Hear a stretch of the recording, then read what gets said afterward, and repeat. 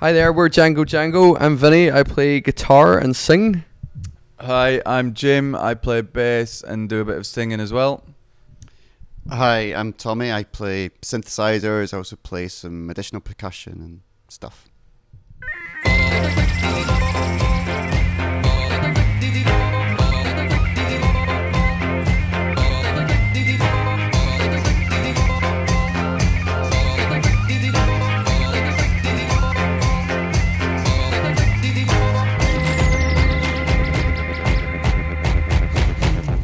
Musical influences, quite diverse. I think we've all got a kind of love of the Beatles as a kind of base, and a lot of like Beach Boys stuff. So you know, a lot of sort of 60s melody based psych stuff, and then from then we've just kind of we listen to a lot of disco, a lot of acid house, a lot of rockabilly. Tommy's big Calypso fan, and No, Calippo fan. that's a nice lolly. So yeah, and a lot of folk. So I don't know. We've got quite a diverse kind of music taste, and I suppose we draw on a lot of that wide, diverse music taste when we kind of write and make music.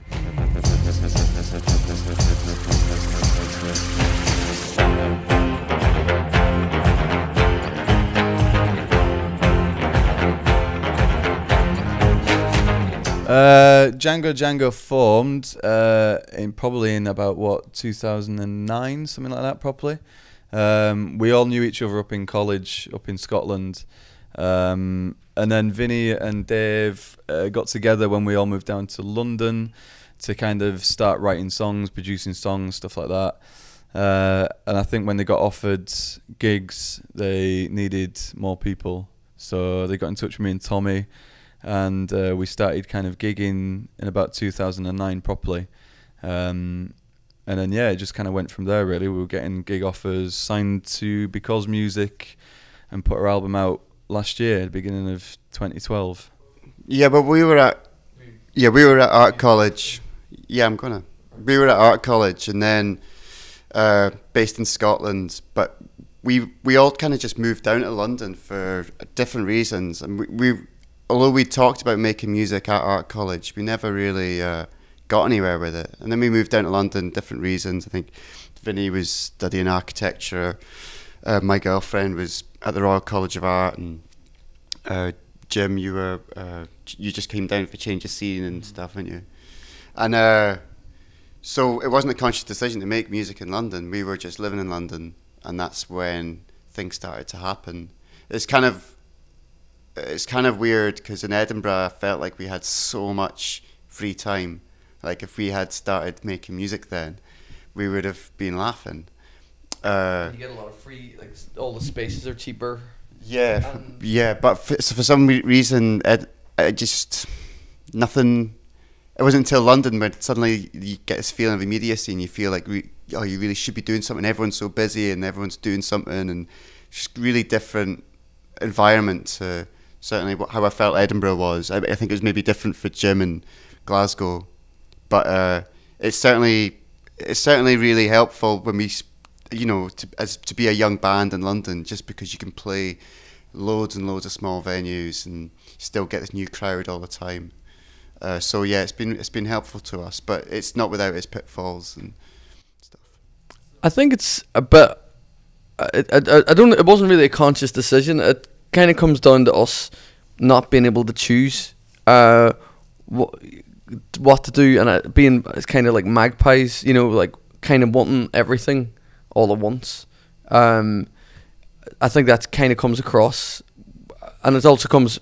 I think when we write music, we're always kind of reacting to the last song we made. So we kind of make a song, we kind of sit on it for like 2 or 3 months, and you invariably you finish that song and you don't want to do what you just did. You don't want to do an acoustic track with like really simple, nice melodies. You want to go kind of mental and do something a bit more ruckus, and we would do a kind of rockabilly kind of track just to get all, just to kind of liven it up. And then once you've done that, you don't want to do a guitar based kind of rockabilly track. You want to do a kind of synth-based acid house track, because it's a kind of reaction to the last thing. So it's a kind of constant idea of kind of trying to keep yourself refreshed and challenge yourself, and the ability and the kind of, in some ways it's a kind of problem, but it's also a blessing of not being able to kind of condense things. We kind of, you want that little beat from a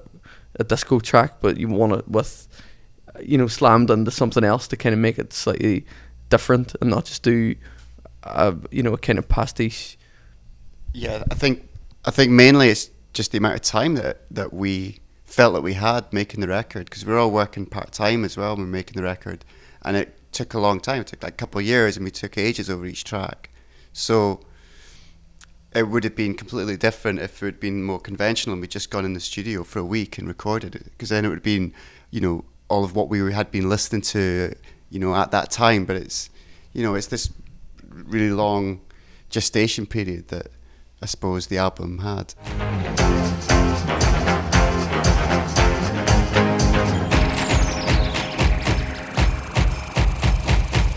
You thought you'd set the bar, I never tried to work it out. We just lit the fire, and now you wanna put it out. We released our debut album called Django Django in 2012, and the general theme of the record was, it was quite escapist in many ways. We were all living in London. It was kind of winter time, or certainly it's not as kind of tropical as it is, at times in the States. So, and I think a lot of the music that we love kind of is quite escapist and tries to kind of put your mind somewhere else. And so it's kind of seemed quite natural to us to do that. And also living in London, it's a big multicultural kind of city, and you've got we live in a big Turkish neighborhood, and there's a kind of Vietnamese neighborhood down the road and a Caribbean market around the corner, and I think you kind of invariably take in a lot of those sounds and approaches, so yeah, it was kind of an amalgamation of a lot of our lifetime experiences of listening to music, and quite a diverse, kind of wide range of stuff, and I think we kind of got it all out of our system in terms of our love of, lots of different type of stuff. And I think it'll, the next record, hopefully, we can kind of take, we've kind of got a lot of that out of our systems in a way, and we can kind of arrive at a bit of a new clean slate for the next one.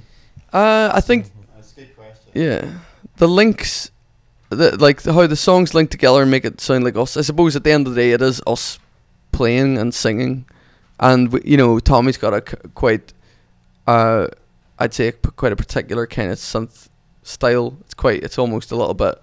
This isn't meant to sound bad, but it's a little bit robotic. It's quite jerky, and I think me and Jim singing, I think that's just naturally the way, we sing, and I think all the kind of groove element, comes from Dave, and the melody structures that we all write. I think basically it's us playing it, and we wouldn't really ever want to be, we might hark towards a certain person that we've loved musically, but we would never really want to make it too direct. Yeah, I think it's quite, I guess we're quite unusual in that our drummer's producing the record, and I think that shows a lot. I think there's a real focus on kind of what he does best, is real percussive, led from the sort of percussion and stuff. I think that's definitely something that you can spot a strain going through the whole album. And also, I think Dave is really keen to sort of bring back a bit of the dynamic in recording, and really trying hard to shun this a sort of overly compressed, really hard hitting, like sort of production sort of sound, which is really common these days, and he's very much against that. So I think it's this love of the dynamic and love of groove. I think that's at least something that goes through the lot, because yeah, they are really disparate. They are really disparate. You gave it all you got, and what you got is not a lot. Why don't you hand it over?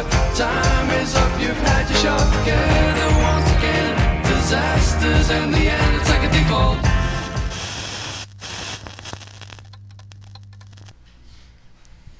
What do we think life is? Life is life, man. Life is what is life? I don't know. I think I don't know. Demonstration of life. But it's like sort of scratching a mark or something on a stone wall or something. It's just leaving a trace or something. Leaving a trace of grace. The new album from Tommy Grace. But I don't know if that's wrong or not. But yeah, leaving behind something. I think. I don't know. Well, you think of something about wisdom. You think No, I couldn't do any better. I think, yeah. Do any better, to be honest. Yeah, I think like it's like making a bowl, a ceramic bowl, and one little finger mark would be a little bit of what we all put into it. We're all just a ceramic bowl.